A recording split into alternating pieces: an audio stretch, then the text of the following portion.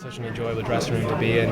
We spoke about this week about having an opportunity to go up against the best in the world and potentially turn them over, and we had to work so hard for it, but it's just everyone's incredibly happy in that change room now. Can you work out how you kept them scoreless? Some of the things that you had to do to I'll probably have to look back over it to see, but Andy Farrell with our defence the last couple of years has been brilliant, and we spoke this would have to be our best defensive performance if we want to win, and I thought it was. The lads dug in really deep, and the bench came on and made an impact, as Joe likes to say. So it was definitely our defence today. I think one of ours. You were watching on there and just seeing the intensity of the rest of the team as they're putting in that performance. How hard is it to get up to that level coming off the bench? Yeah, it is difficult. It's probably it's a challenge. You definitely learn from being on the bench and trying to make an impact. But I try to concentrate on the first thing I can do. The first phase I'm involved in, to try and be a positive one and kind of build from there. Take it from moment to moment. But yeah, I was watching on that game, and you never know when the call's going to come, so it's always a bit difficult in that way. But I just know when I come on, it's a massive opportunity, and you have to attack New Zealand if you want to win. You can't kind of sit back, and we probably gave them the ball for the last 20 minutes, but our defence dug in the end, and thankfully we won. Yeah, that box kick you did towards the end, and I think there's a few fans around us kind of getting very worried. Were you nervous yourself when you were taking that decision? What was going through your mind? I knew it was a big box kick. I had a look up at the clock. I knew it was about 78 minutes, about 2 minutes to go, and we trust our defence so much so that if we do, it was just on me to put up a contestable kick, and hopefully Jacob gets it back. But obviously it's a 50-50 battle up in the air, and I think they won the scraps then, and then it's next job. We have to kind of defend for that minute, and I thought we defended quite well, but then next thing you know, we're on our 22, and you're kind of like, okay, we have to dig in deep here with all the lads, and I was obviously delighted to see our defence win in the end and get that victory, which was brilliant. But I was concentrated a lot on that box kick. In a way, is it? I mean, you've beaten the best in the world, but they're still number one and you're still number two. In a way, is that kind of a good thing?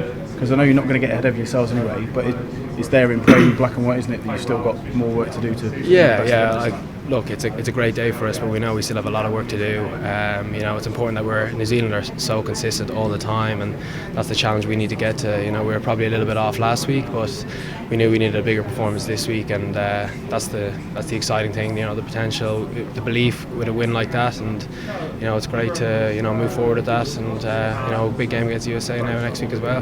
Luke, there's great images of when Jacob got his try. You guys absolutely mobbing him everywhere in the orange bit.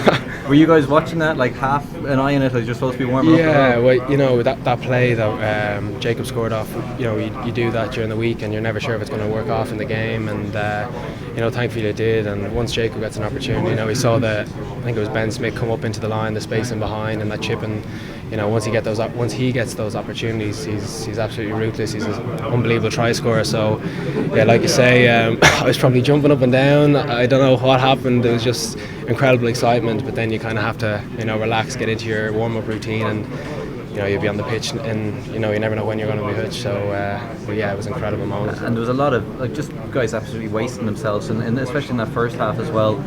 Is there moments where you're kind of even on the bench going, big Dev Toner's hit on Retallick or something like that, like moments that stood out to you from watching? Yeah, absolutely. Just all those tackles. I think the defence in general, like you say, Dev's hit.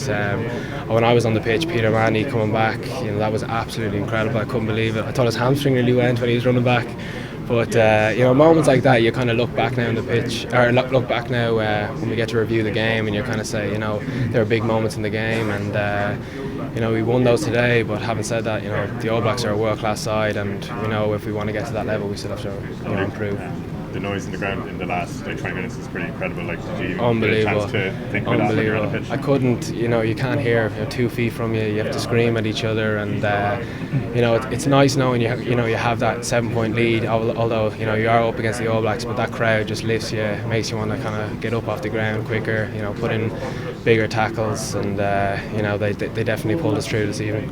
Before the 80 minutes, what sort of messages get passed around the team in those closing minutes when you can't hear, or is it just a case of trusting your defence, trusting your system? It's just a case of trusting your defence. Like I know with 2 minutes to go, we were kind of in the thought process. Do we hold on the ball around the halfway, which is it's tough at the moment because referees sometimes do look for penalties if you're sloppy at the breakdown, sealing off. So you know, I just trusted Joey. He called for a box kick and you know, put up a contestable, and we lost those scraps, but you know, we're straight away next moment team and got in the line, and you know, I didn't realise we'd be kind of under 22 a couple of minutes later, but yeah, it was brilliant to get the finish. And Johnny's influence before Joey came on, I mean, he was struggling. He was battling through pain. He just didn't want to go off, did he?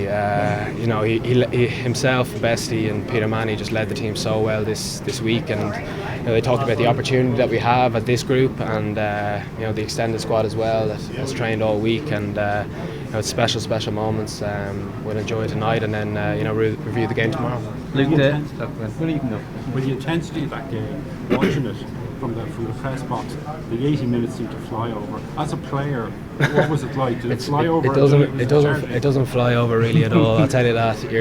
When you're sitting on the bench, it goes very slowly, but it's important, you know, when you're on the bench, you just gotta realise, you know, take your time. You never know when you will be on, but I was told on 57 that I'd be coming on around 60, so I knew I had to get myself ready mentally and just go out and, you know, have a go and see what happens.